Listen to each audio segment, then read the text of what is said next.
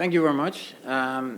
First of all, thank you very much for organizing this. We're really grateful for the Center for Democratic Transition to get everybody together, and I'm really impressed to see Mr. President here, and I fully subscribe to everything you've just said. I'm not an expert on Montenegro, really not, but I'm kind of proud that we have been able to support this effort. Why do we do this? This is what we call enlightened self-interest. The Netherlands, part of Europe, we have invested a lot. We are a small country somewhere in the northwest of Europe. We have invested a lot in European cooperation on the basis of the terrible wars we had.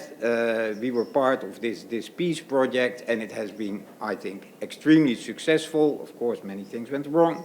And now we see in the enlarged European Union there is an area which is still not part of it. And we have an interest in this part, the Western Balkans, being a stable part of Europe. And in our view, the best way would be EU accession. Montenegro has taken impressive steps towards EU accession, and we are trying in our own small way to support Montenegro as much as possible. And that goes from support to direct EU accession relevant issues like improvement in rule of law, but issues like prevention of radicalization are also topics where the EU has a role. It's not part of the EU acquis, but the great thing of the EU is that you're part of a group of countries that all has in some way or other to deal with such issues. As the President pointed out, Montenegro is not the only country that deals with polarization. We see it in Dutch society also. And any of the EU countries has experiences there. And the EU provides a framework to sit together and to discuss best practices. None of us knows the ideal solution. We do not know the exact cause. We know some factors that can contribute, and you mentioned a number of them already. And we have experiences where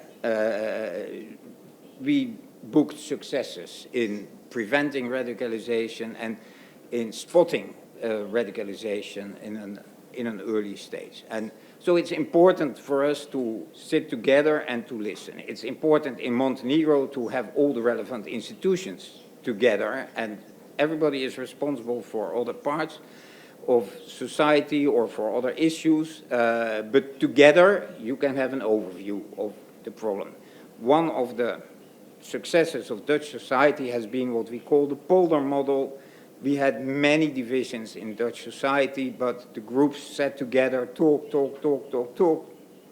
and came to a compromise in the end, which made none of us exactly completely happy, but which was acceptable to all parties. And that has been quite a successful model, and I think this is also the way the EU basically functions.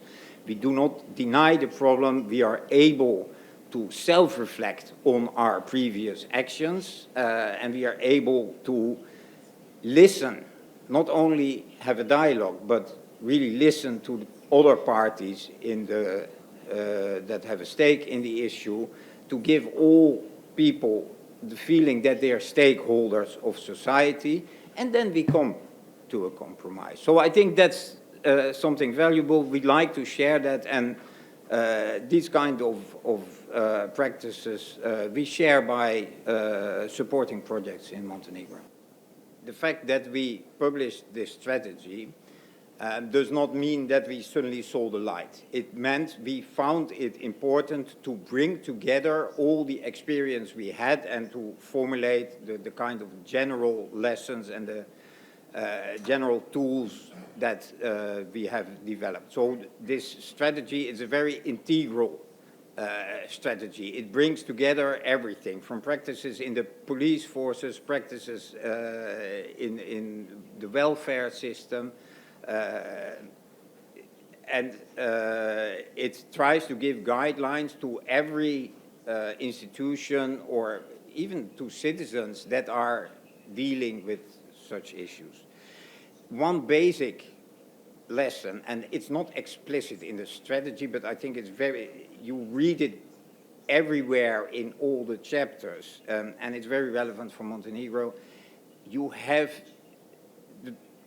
to give everybody the feeling that they are part of society, that they have equal rights to the other participants in society. And this is one of the reasons why we are all the time hammering on the rule of law issues, because it all starts with everybody having the law applied to him or her in the same way, everybody being equal on that level.